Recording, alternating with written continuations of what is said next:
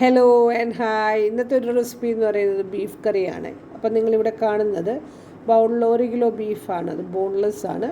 ഞാനെന്നെ നന്നായിട്ട് കഴുകി വൃത്തിയാക്കി നമ്മൾ കുക്കറിനകത്ത് ഇട്ടിട്ട് ഇതിന് വേണ്ട പൊടികളൊക്കെ ചേർക്കണം. അപ്പം മുളക്, മഞ്ഞൾ, പിന്നെ ഗരം മസാല, കുരുമുളക് പൊടി, നമ്മൾ ഇതേ പൊടികൾ തന്നെ വീണ്ടും ചേർക്കും. ഇതിപ്പോൾ നമുക്ക് വേവിച്ചെടുക്കാൻ വേണ്ടി മാത്രമാണ്. അപ്പം നമ്മളിതിൽ കുക്കറിൽ വെള്ളമൊന്നും ഒഴിക്കാതെ നന്നായിട്ട് ഇതിനെ ഈ ബീഫും ഈ പൊടികളൊക്കെ നന്നായിട്ട് മിക്സ് ചെയ്ത് യോജിപ്പിക്കണം. എന്നിട്ട് ഓരോ കുക്കറിനും അതിൻ്റേതായിട്ടുള്ള ഇതിലിപ്പോൾ ഞാനൊരു 5 വിസിലാണ് കൊടുത്തത്. 5 വിസിൽ വന്നതിന് ശേഷമാണ് തുറക്കുന്നത്. അപ്പോൾ ഇതിപ്പോൾ നന്നായിട്ട് നമുക്ക് അടച്ചു വെച്ച് വേവിക്കാം.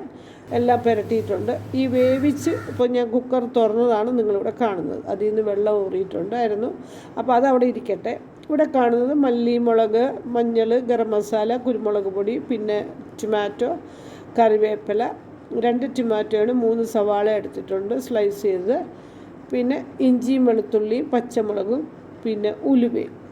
അപ്പോൾ ഇത്രയും സാധനങ്ങളാണ് അടുത്ത് നമുക്ക് വേണ്ടത്.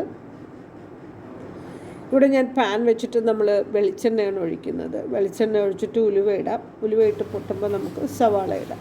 ശരിക്കും വെളിച്ചെണ്ണയിൽ ചെയ്യുന്നതാണ് വളരെ ടേസ്റ്റും പിന്നെ നല്ലൊരു മണവുമാണ്. പിന്നെ ചോയ്സസാണ് ഓരോരുത്തരുടെ ഇഷ്ടം. വെജിറ്റബിൾ ഓയിലിൽ നമുക്ക് ചെയ്യാം. എന്നാലും അത് ടേസ്റ്റിന് കുറവൊന്നും ഉണ്ടായിരിക്കില്ല. അപ്പോൾ ഇവിടെ ഇപ്പം ഞാൻ പിന്നെ സവാള ഇട്ട് നന്നായിട്ട് വഴറ്റി കുറച്ച് ഉപ്പും കൂടി ഇടുകയാണ്. നന്നായിട്ട് വഴറ്റണം.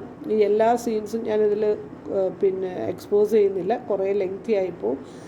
അതുകൊണ്ട് ടൈം എടുത്ത് വഴറ്റി നമ്മളിത് അടച്ചു വെച്ചിട്ട് ഇഞ്ചിയും വെളുത്തുള്ളിയും പിന്നെ പച്ചമുളകും ഒക്കെ കൂടി ഇപ്പോൾ ഇടുകയാണ്. വഴണ്ടതിന് ശേഷമാണ്, നന്നായിട്ട് വഴറ്റിയതിന് ശേഷമാണ് ഇപ്പോൾ ഇഞ്ചിയും വെളുത്തുള്ളിയും, ചതച്ച ഇഞ്ചിയും വെളുത്തുള്ളിയും പച്ചമുളകും കൂടി ഇട്ട് നന്നായിട്ട് വീണ്ടും വഴറ്റണം.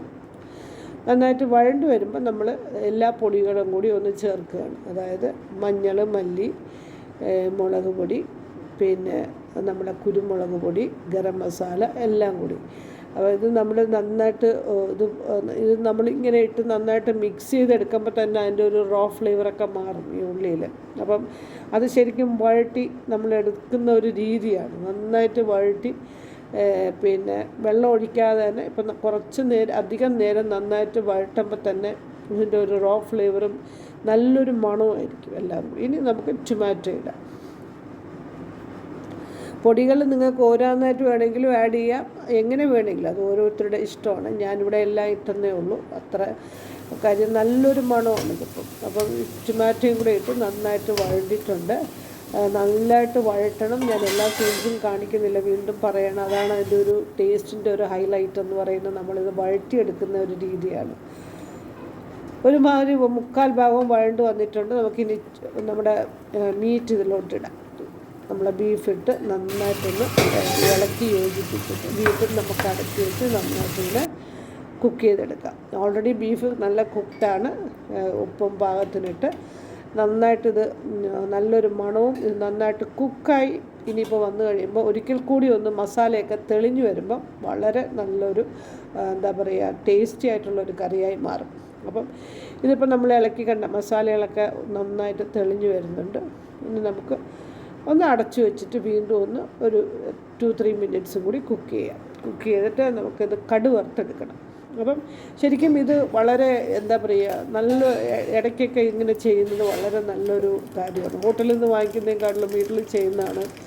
ഞാനിപ്പം ചില സമയത്തൊക്കെ നമ്മൾ പുറത്തുനിന്ന് വാങ്ങുന്നു. ഇപ്പം ഞാൻ ഇടയ്ക്കിടയ്ക്ക് വീട്ടിലിത് ചെയ്യും. അപ്പം നൂൽ പൊറോട്ടയും കൂടി വാങ്ങിച്ചാണ് ഇതിപ്പോൾ കഴിച്ച് അടിപൊളി ടേസ്റ്റായിരുന്നു. പക്ഷേ ഇന്ന് ഞാനിത് പിറ്റേ ദിവസത്തേക്ക് നെയ്ച്ചോറ് വെച്ചിട്ടുണ്ടായിരുന്നു. അതിൻ്റെ കൂടെയും പകുതി കറി എടുത്തു. അപ്പം നമുക്കിത് എന്താ പറയുക വളരെ നെയ്ച്ചോറിൻ്റെ കൂടെ വളരെ ടേസ്റ്റി ആയിരുന്നു. നെയ്ച്ചോറ് ഞാനിതിൽ കാണിക്കുന്നുണ്ട്. പക്ഷേ ഞാൻ നെയ്ച്ചോറ് വെച്ച രീതിയും ഞാൻ അടുത്ത വീഡിയോയിൽ അപ്ലോഡ് ചെയ്യാം.